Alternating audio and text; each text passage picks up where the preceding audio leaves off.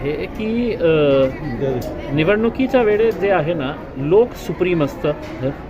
कोणत्या नेत्याच्या सांगण्यावरून असं होत असेल तर त्या नेत्यांची खूप म्हणजे त्यांचा इम्पॉर्टन्स खूप वाढलेला असेल.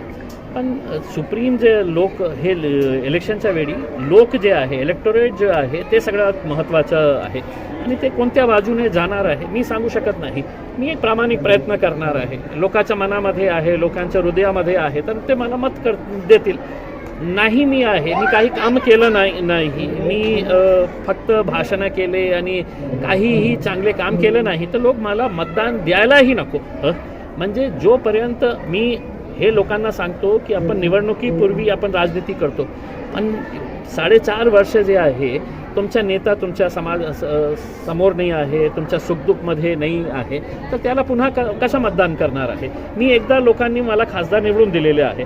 आता समजा की लोकांची जी अपेक्षा होती त्याच्यामध्ये मी खरं उतरला असेल तर ते मला मतदान करतील. नाही उतरला तर तुम्ही कोणीही सांगो, कितीही सांगो, ते नाही करणार आहे. तर आहे आता त्यांनी कोणाला पाठिंबा द्यायचा ते त्यांचा अधिकार आहे, इख्तियार आहे.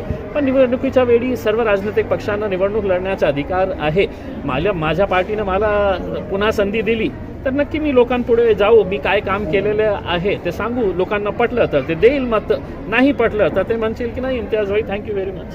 पण वंचित आता शिवसेनेसोबत आहे, पुन्हा हर्षवर्धन जाधव सुद्धा त्या ठिकाणी पाठिंबा देतो. थोडंसं पारडं जड झाल्यासारखं वाटत नाही शिवसेना उद्धव ठाकरे गटात? साहेब ठीक आहे, मी जास्त इलेक्शनच्या बाबतीत चिंता करत नाही. त्याचं कारण एक आहे की मी मागच्या 4 वर्षामध्ये मी लोकांमध्ये राहिलो, मी लोकांचे कामं केले. जितका माझा इख्तियारीत होतं ते काम करण्याचा मी प्रामाणिक एक प्रयत्न केलेला आहे. आता निवडणुकीच्या काळात असं नाही आहे की अलायन्स झाल्यानंतर हे होतं ते होतं.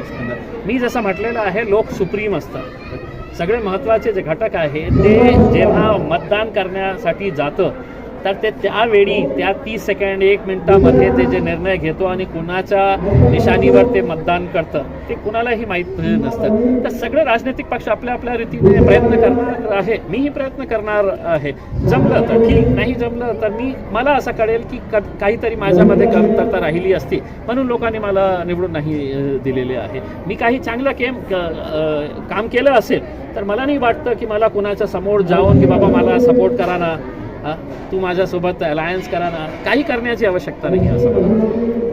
सर साहब को यही कहना चाहूँगा कि आपका सेक्युलरिज्म का डेफिनेशन और मेरे सेक्युलरिज्म का डेफिनेशन के अंदर बहुत फ़र्क है. आपका सेक्युलरिज्म अगर ये होता कि औरंगाबाद जैसे शहर से कभी किसी एक मुसलमान को चुनकर अगर आप लेके आते तो वो आपके सेक्युलरिज्म को मैं मानता. लेकिन अगर इम्तियाज़ जलील एमआईएम पार्टी से आता है और चुनकर आ जाता है और आप मुझे कहते हैं कि नहीं तुम तो कम्युनल हो करके, तो आपका सेक्युलरिज्म का मतलब क्या है कि सिर्फ एनसीपी आपकी पार्टी और आप है तो सिर्फ मुसलमानों के वोट लेते रहेंगे और मुसलमानों को खुश करने के लिए कई नगर पालिका के अंदर एक काउंसिलर बना दिए, एक जिला परिषद के मेंबर बना दिए और विधानसभा और लोकसभा के अंदर नहीं मैं जाऊंगा. और जो भी नेता है, मैं राजेश टोपे के बारे में नहीं कह रहा हूँ, लेकिन मैं जाऊंगा, मेरा बाप है तो वहाँ पर जाके बैठेगा करके. तो साहब आप और आपका बाप जो है वो राज्य लोकसभा और विधानसभा के अंदर बंटवारा कर लेंगे उसके अंदर, और हम जो है आपको मतदान देते देते हम है तो हमारे गली के ही नेता बन के रहेंगे करके. मैंने मुसलमानों के अंदर एक यकीन पैदा किया हूँ और जो मैं किसी भी लेवल के ऊपर जाके ये चुनौती दे सकता हूँ उनको कि हमने ये बताया है कि हम भी अब तुम्हारे जो आका है राजेश टोपे साहब, शरद पवार साहब, अब उनके नीचे नहीं बैठूंगा मैं उनके बाजू बैठने की ताकत रखता हूँ मैं.